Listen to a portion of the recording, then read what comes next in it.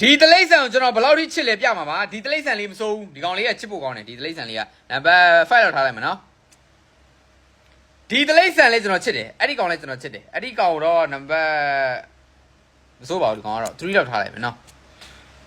ဒီတလိမ့်ဆန်လေးကျွန်တော်ချစ်တယ်ဒီကောင်လည်းကျွန်တော်ချစ်တယ်ဒီတလိမ့်ဆန်လေးကိုလည်းမစိုးဘူးဒီကောင်လေးလည်းမစိုးဘူးဆိုတော့နံပါတ်ဒီကောင်ကတော့5လောက်ထားလိုက်မယ်ဒီကောင်လည်းချစ်စရာကောင်းတယ်ဒီတလိမ့်ဆန်လေးကိုလည်းကျွန်တော်ချစ်တယ်ဗျာဒီတလိမ့်ဆန်လေးကိုလည်းကျွန်တော်ချစ်တယ်ဒီတလိမ့်ဆန်လေးကိုကျွန်တော်ချစ်တယ်နံပါတ်ဒီကောင်လည်းမိုက်တယ်မစိုးဘူးပြောရမယ်နံပါတ်5လောက်တော့ထားလိုက်မယ်နော်ဒီတလိမ့်ဆန်အမွေးတော့မရှိဘူးဒီကောင်တော့မချစ်ဘူးဒီတလိမ့်ဆန်တော့ကျွန်တော်မချစ်ဘူးနော်ဒီတလိမ့်ဆန်မချစ်တဲ့နံပါတ်5ထားမယ်ဒီတလိမ့်ဆန်ကြည့်အောင်ရုပ်စိုးစိုးတဲ့ကောင်ဒီတလိမ့်ဆန်ဒီကောင်ရုပ်စိုးစိုးတဲ့ကောင်ကြည့်အောင်အဲ့ဒီတလိမ့်ဆန်တော့ကျွန်တော်မချစ်ဘူးဒီတလိမ့်ဆန်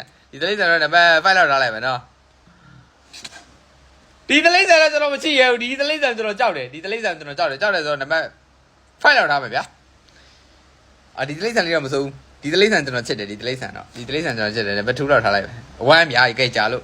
ဟာဒီကောင်တော့ကျွန်တော်မချစ်ဘူးဒီတလိမ့်ဆန်တော့ကျွန်တော်မချစ်ဘူးနံပါတ်4လောက်ထားလိုက်မယ်ဒီတလိမ့်ဆန်နားကြီးတယ်ဒီကောင်တော့ဒီကောင်မချစ်ဘူးခင်ဗျားတို့ရောဘယ်တလိမ့်ဆန်ကိုချစ်လဲ